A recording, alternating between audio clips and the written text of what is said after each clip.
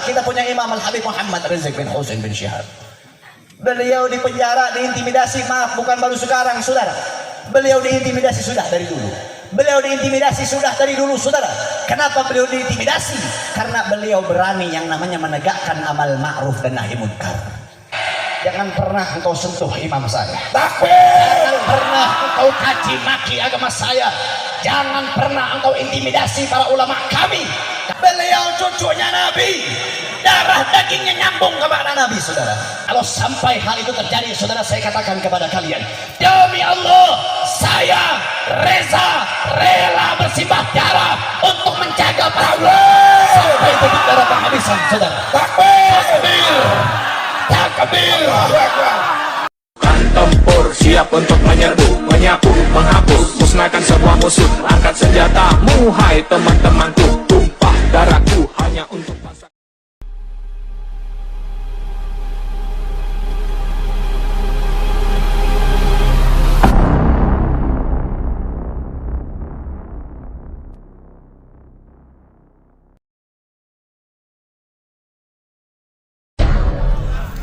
Merdeka, merdeka saudara, 75 tahun merdeka. Sampai ada lagunya 17 Agustus tahun 45, hari lahir bangsa Indonesia. Dulu saudara, Soekarno dengan para jajaran ulama, maaf dulu nggak ada Umaro saudara, maaf dulu nggak ada yang namanya aparat-aparat pemerintah, dulu nggak ada yang namanya polisi saudara, dulu nggak ada yang namanya tentara, TNI nggak ada. Dulu hanya jajaran-jajaran umara yang berdampingan dengan para ulama ketika Indonesia dijajah hampir 300 tahun lamanya. Yang membebaskan Indonesia dari tangan penjajah adalah mereka para ulama, para santri, para habaib yang berdampingan dengan para umara yang istiqomah saudara. Dulu Soekarno mengusir penjajah, melawan penjajah, memerdekakan bangsa. Tapi banyak zaman sekarang mereka para aparat-aparat, bahkan anaknya sendiri bukan mengusir penjajah tapi menjajah bangsa Indonesia saudara. Betul saudara. Dulu para aparat, dulu para umara, dulu mereka mengorbankan nyawa untuk Indonesia. Tapi aparat sekarang banyak yang mengorbankan Indonesia untuk perutnya saudara.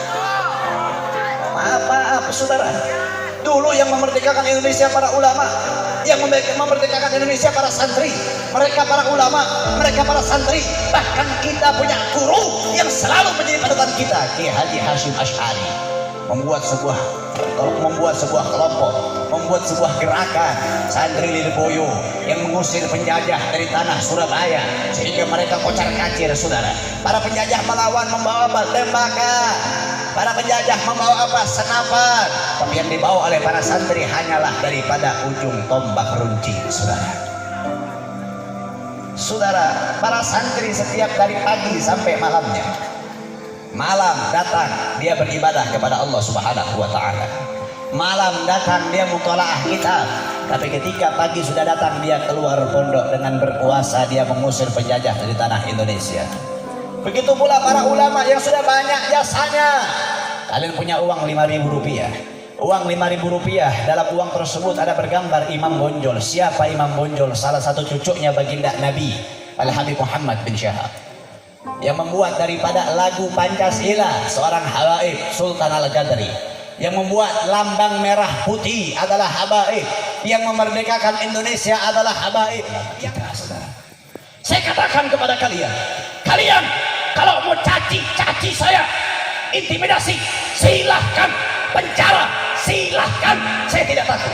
Tapi ada syarat dari saya, ada syarat dari saya. Jangan pernah engkau sentuh imam saya. Takbir. Jangan pernah engkau caci maki agama saya. Jangan pernah engkau intimidasi para ulama kami. Kalau sampai hal itu terjadi saudara, saya katakan kepada kalian, demi Allah saya rela bersimbah darah untuk menjaga para ulama sampai titik darah penghabisan saudara. Takbir, takbir. Saudara, sebelum zaman Nabi diutus Nabi Isa alaihissalam, betul? Setelah zaman Nabi Isa ada zaman daripada Ashabul Kahfi. Tahu Ashabul Kahfi? Tahu Ashabul Kahfi? Ashabul Kahfi adalah orang yang berpegang teguh dengan ajaran yang dibawa oleh Nabi Isa. Dibenci saudara oleh para aparat zaman itu. Kalau itu zaman dulu bukan aparat tapi kerajaan. Zaman dulu dibenci oleh kerajaan, sehingga apa? Sehingga ini orang-orang Ashabul Kahfi, Maximilianus dan juga para orang-orang lain, 7 orang dalam hal tersebut beserta anjingnya, ini diburu saudara, ingin dibunuh.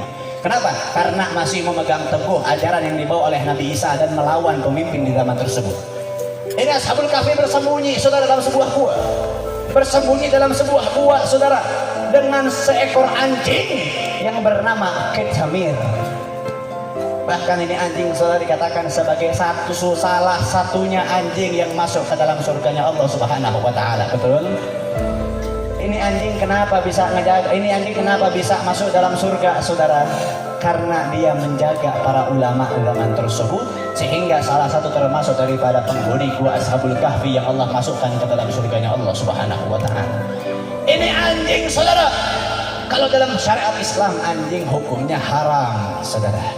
Ini anjing masuk dalam surga karena mereka ini anjing dekat dengan ulama, bahkan menjaga para ulama saudara. Maka saya katakan, saya lebih rela Allah ciptakan menjadi seorang anjing yang menjaga para ulama daripada jadikan sebagai anjing-anjingnya pemerintah saudara. Takbir. Ini zaman sekarang akhirul zaman, fitnatul dajjal yang memfitnah para ulama kita, yang memfitnah para pejuang kita. Mereka mengatakan kami menangkap ini ulama karena ini ulama radikal. Kami menangkap ini ulama karena ini ulama nggak intoleran. Ini kami menangkap ulama ini karena ulama mengajak berpecah belah, saudara. Indonesia adalah mereka para ulama dan para habaib. Tapi zaman sekarang banyak yang tidak tahu diri sehingga melupakan jasa para ulama, melupakan jasa para habaib. Tidak sampai di situ, saudara. Bahkan mereka membunuh jati diri para ulama dan para habaib, saudara. Maaf kata saudara, sekarang ulama cucunya Habib nih saudara, cucunya Nabi. Salah satu daripada cucunya Betung saudara, kita punya Imam Al-Habib Muhammad Rizik bin Husain bin Syihab. Beliau dipenjara, diintimidasi, maaf bukan baru sekarang saudara. Beliau diintimidasi sudah dari dulu. Beliau diintimidasi sudah dari dulu saudara. Kenapa beliau diintimidasi? Karena beliau berani yang namanya menegakkan amal ma'ruf dan nahi munkar. Maaf kalau kiai, ulama, habib cuman amal ma'ruf, cuman ngajak ke dalam kebaikan. Yang dihadapkan sama ulama, yang dihadapkan sama kiainya bukan ancaman tapi sebuah pujian. Tapi kalau ada ulama, kiai, habib yang berani menegakkan nahyun munkar, mencegah daripada kemungkaran, yang dihadapkan sama ulama, sama kiai, sama habib ini adalah ancaman dan kematian saudara. Dan bukan hanya tugas ulama saja, bukan hanya tugas kiai saja yang namanya mengajak amal ma'ruf dan nahi munkar, tugas semua umat manusia. Allah berfirman dalam Al-Quran, kuntum khairul ummah. Allah menggunakan domir kuntum saudara, bidomir jama'. Allah tidak menggunakan kalimat kunta. Allah tidak menggunakan kalimat kuntuma. Allah tidak menggunakan kalimat kuntunna. Tapi Allah menggunakan kalimat kuntum, domir jama' kepada siapapun. Kalian adalah sebaik-baiknya umat. Ukhrijat linnas, yang keluar kepada manusia. Ta'muruna bil ma'ruf, mengajak orang ke dalam kebaikan. Wa tanhauna 'anil munkar, mencegah daripada sebuah kemungkaran. Wa tu'minuna billah, dan beriman kepada Allah Subhanahu wa taala. Zaman sekarang amal ma'ruf nahi munkar, bahkan mengorbankan dirinya untuk tegaknya amal ma'ruf nahi munkar. Kita punya Imam Sayyidil Walid Al-Mujahid Kabir Al-Habib. Beliau cucunya Nabi, darah dagingnya nyambung kepada Nabi saudara. Orang yang membenci Nabi hati-hati, orang yang membenci cucunya Nabi hati-hati. Nabi peringatkan dalam hadis saudara. Bagaimana Nabi sallallahu alaihi wasallam, "Hum itrati, khuliqa min tinati, fawailul lil mukadzibina ala bifadlihim. Man ahabbahum ahabbahallah, wa man abghadahum abghadahallah." Yang mana artinya mereka diciptakan daripada tanahku, diambil daripada darahku. Fawailul lil mukadzibina ala bifadlihim. Celakalah bagi mereka yang mendustakan kemuliaannya. Man